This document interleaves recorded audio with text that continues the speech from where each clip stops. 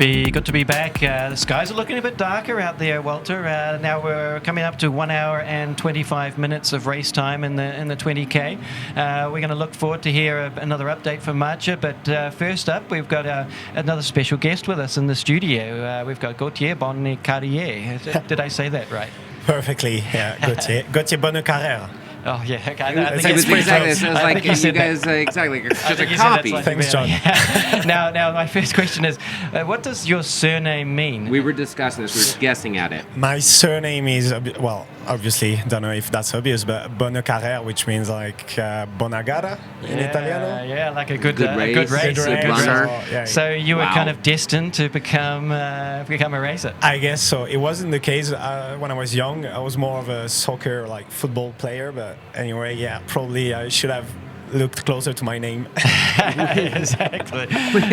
But you joined the, you left the dark side and joined. Kind of, yeah. I think I get what you mean, but you mean like past as a DJ or? No, we're going to get onto that. So Ooh. Yeah, this is. We haven't even arrived there yet. Yeah. The dark side of the soccer. Yeah, so you're used to being behind a mic and being in front of the public here. So tell us about your journey into trail and ultra running.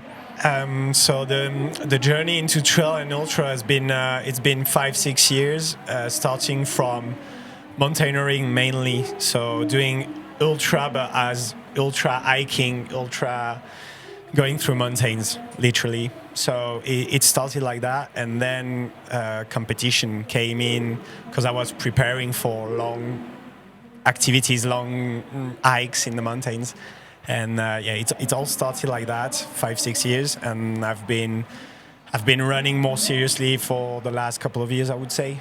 Yeah, so really the competitions came in as a way of training for those running more seriously has brought you some very nice finishes, though. I spent like last year multiple top 10 finishes.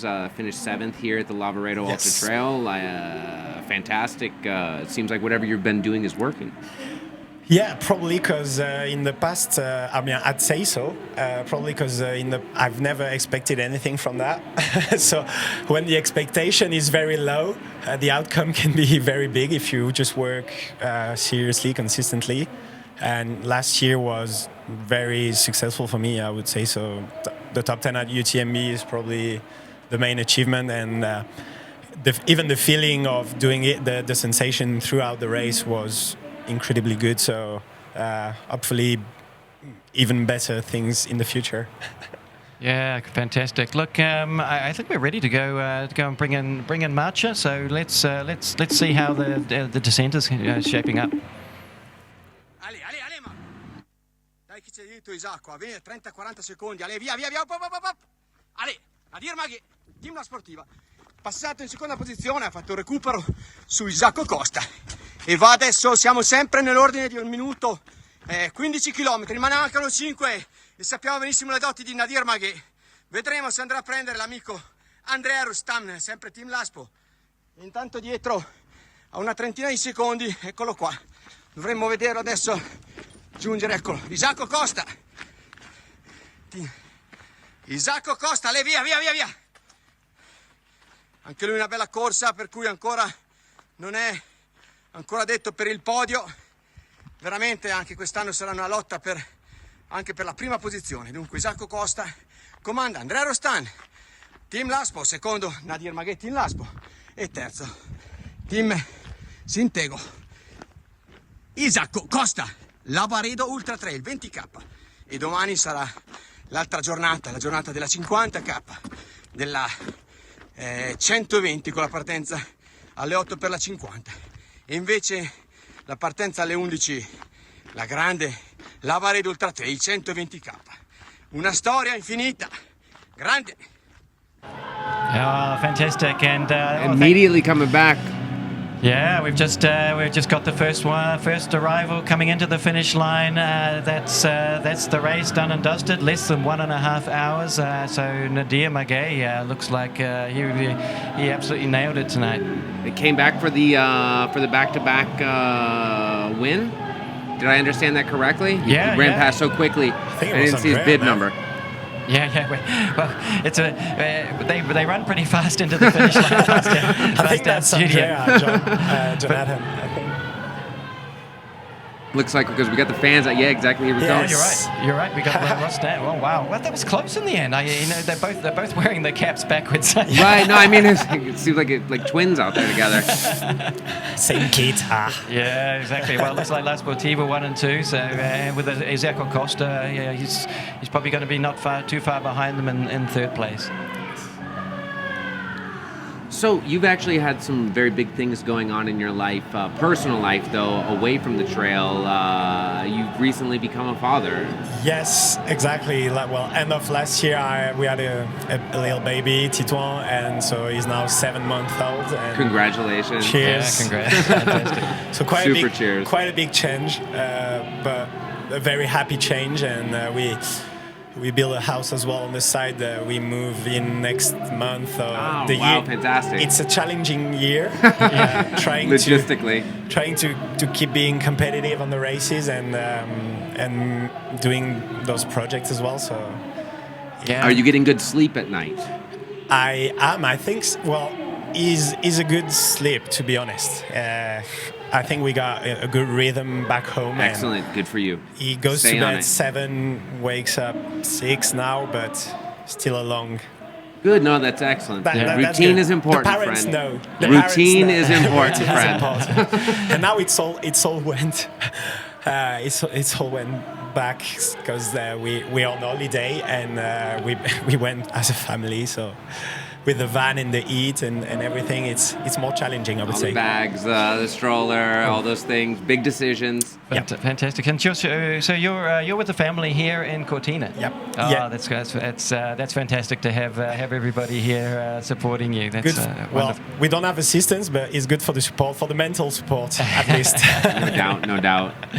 Exactly. And what's your program here in Cortina for Lavaredo? So the race will be the Cortina Trail, the 50K. Last year, when I've done the 120, I thought the last section from Val Travenances to the finish line was probably the best. I mean, the one I enjoyed the most. I wanted to do a competitive 50K end of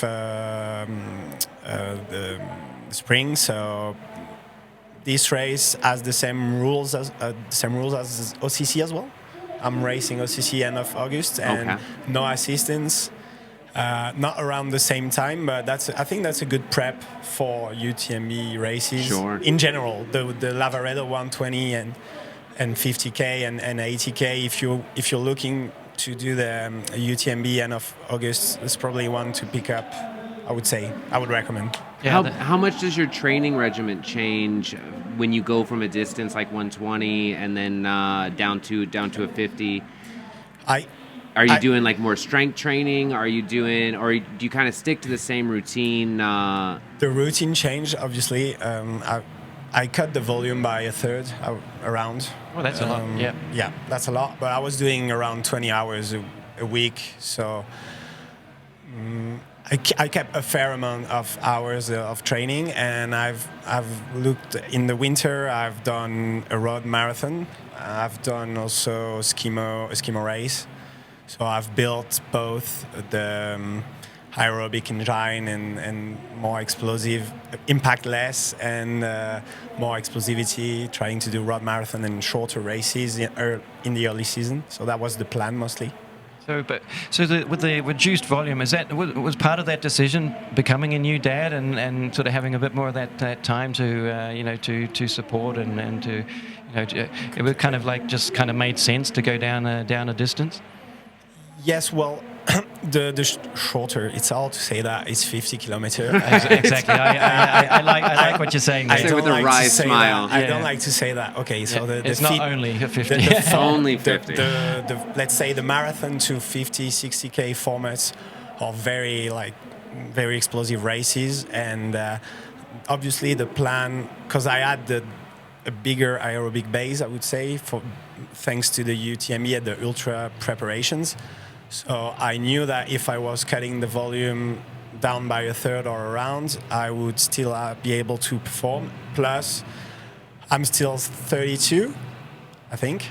So it's probably the last years I can make significant improvements in the fast twitch, and I thought that was better to do a couple cycles, winter, summer, then going back into a fast cycle the year after, and then going back to UTMB to see how I improved on the overall skills. Makes complete sense, because work on your speed while you're a little bit younger, and then develop that, and then obviously the endurance side is always building over the years, and it tends to be older.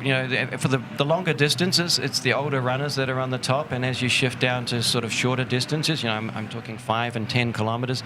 You're looking at runners in their early to mid 20s. So there is that kind of transition as you get older, moving into longer distances.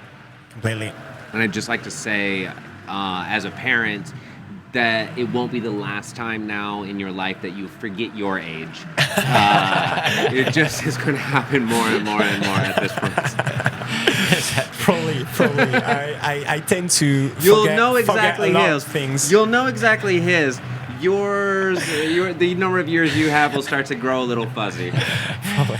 Well, it's not just the people racing today that are running. We're looking outside our studio, and it looks like there's some weather coming down, and it's starting to get it looks like a little wet coming in. The fans have moved to higher ground. And speaking of kids, we're here. One of the things that goes on at the Loot every year that's kind of become a tradition is the kids race that happened this morning at 11 a.m. And I think actually it would be a good time maybe to jump out and take a quick look at the video from the winner of the kids race this morning, which is fantastic. Participants, fantastic. Let's do. Ciao, sono Pietro, stamattina ho fatto la gara degli 800 metri, mi sono divertito tanto, buona giornata a tutti, ciao!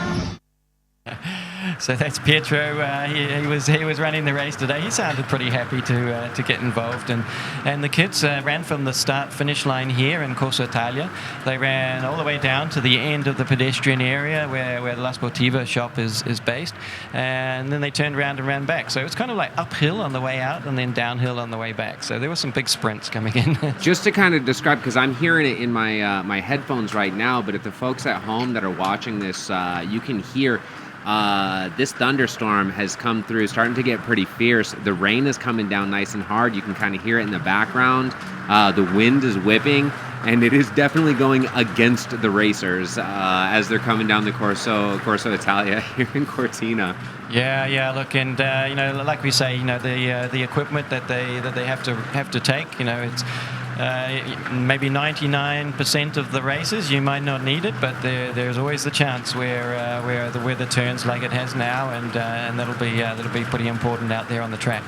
I kind of feel like a VIP in our nice weatherproof box here at the finish line. Yeah. So let's. What I'd like to just touch on with Gautier is going back to sort of more the longer races and some of the equipment that you might use. Are you kind of a fan of using poles? Is that something, especially coming from some of your ski mountaineering kind of experience? I'm using poles for ultras every time I can. Well, why would you use it? What's the benefit? To me, the benefit is not on the early climbs, because I could go for like 5-6 hours. The first quarter of the race could go without the poles. Okay. Even sometimes I don't use them on some climbs, but for the late climbs, it gives you some, just like in skimo, gives you that rhythm and that power from the upper body. Like, it gives you the position as well to push in the right alignment. Sometimes, especially if you take UTMB, the last few climbs are quite technical, rocky. It's easy to, if you don't use poles, it's easy to lose sense of balance and have the upper body going sideways or what. Oh, it's messy out there. Yeah, it's very messy out there. It's going to be wild. The gaps are going to be crazy. But yeah, the poles are just great. It depends on the race and on the parkour. On the 50Ks, I tend not to use them. Okay. As you're kind of saying, in the first like 5 or 6 hours of the 120, you feel like you can do that without, but just in the backside, it gives you that extra power, extra boost on those climbs. And you'll see that tomorrow in the 50K. The top runners won't be using poles, but for the 80K, but especially the 120, they'll be using the poles and being able to utilize some of the power from your arms and your upper body to kind of save some of the strength in the legs. Is, like you say, you can run as fast, if not faster, running, but you're saving energy for later, and thinking about the strategy of the race, and that you're there. You need to save some energy for the second part. When you take out the poles, will that take you more into a power climb as opposed to a run, as one would imagine? You go trail running and you imagine someone sprinting through the forest. Will that take it down to a rhythm where it's almost like a power hike, a power climb? That's a great question, because that question has been in my mind for long, and I've changed my mind several times. The poles now, I'm using the longer poles, just like in ski. So I'm 178. I'm using 135 centimeters poles, which is around 15 centimeters bigger than the recommendation of the builder. Okay. And the average. Why I'm doing this is that I noticed that I was literally power hiking with poles when it was shorter. I was closing my abdomen, my diaphragm. Yeah. Yep. And so with the bigger poles, I tend to open it and keep a straight upper body, which helps breathing. And so to answer the question, I tend to think that with the poles, it's more like run and save some energy for the legs. Doing so, I feel like it. If I'm using shorter poles on steep climbs, it's not as meaningful, and it's closer to power hiking. Sure. And you keep your back a little bit straighter, a little bit more upright. So anybody who's seen me run, if they've seen me running with poles, then you watch out, because they go flying around the place. But it's something that's really important to train, isn't it? How to use poles, not just to kind of pick them up for race day. Oh, completely. Yeah, I wouldn't recommend to do that. Because I've seen many supporting races for friends and relatives. I've seen so many people not using poles properly, and then it's just like useless. Is there like a typical amateur mistake that you see? Is there something that tells you like immediately? Oh, you can see it straight away. They carry the poles. This is like going on a hike and like taking the poles like by it's the a hand. selfie stick Look, do you enjoy the mountains? No, they don't push. I mean, it's not being an amateur. I've seen that in elites. I've seen that in the top 30 at UTMB as well. Yeah. So okay. It's so more of a technique. Sure, absolutely. And well, tell us, give us, maybe one or two tips about, for the folks that want to be a little bit better with poles, how they could go about using them. If they can ski, definitely. First advice, ski mode. Yeah. That's great. Cross training. Yeah, that's great for the poles technique. Otherwise, I would go hike, to be honest. If you hike with an heavy backpack and you go on a couple of days trip, overnighters or whatever, if you got an heavy bag, the poles, you're going to use them wisely, because you're going to need that help if you got 20 kilos, maybe not 20. Not recommending that either. If you got 10 kilos on the less back, than 20. You're going to need the poles, and probably try and get a rhythm. The cadence is, you can have several cadence. I'm kind of like pushing both poles at the same time. I know some like to follow the steps. This doesn't matter. Like, just bring the poles every time you can, and kind of plant them relatively close to where the foot would land. Foot. Yeah, exactly, to kind of push off. And me, because I got the big poles, I suggest people should do that, but that's up to you. If you got the big poles, what's good is that you got your upper body high, and then you can push really on the back, and you feel that help on very steep climb. Okay, both arms together. Both arms together, yeah. Okay, see. Pushing and that really kind of like you see in cross-country skiing or the ski mode. Kind of like kind of cross country. Yeah, when they do skating on a little hill. Yeah? Right. Yeah, sort of double. You see him in the double Olympics, polling, like, yeah. Yeah, exactly. Brilliant. Like, I like it, but Super interesting. no one ever told me that. That's just like practice and experience. Some experimentation with yourself. Experimentation with myself. So Yeah. Hey, go look- experiment. Yeah, look, this has been fascinating, and I love how we can just kind of ask some of our guests some tips about some pointers, some tips for the runners out there who are going to be out there on the trails over the next 3 days. So look, thanks so much, Gautier. We're going to ask you to just stay for a minute and take a photo, and next up we're going to hear from our men's winner in today's race, and just hear what it's like for him out here. Although he did beat the rain, I see. Luckily. Thank you so much Thank for your you. time. Thank you, Congratulations Thank you, to you Justin, and your also. family. Cheers. It's awesome. Just awesome to hear. Yeah, great to hear. See you.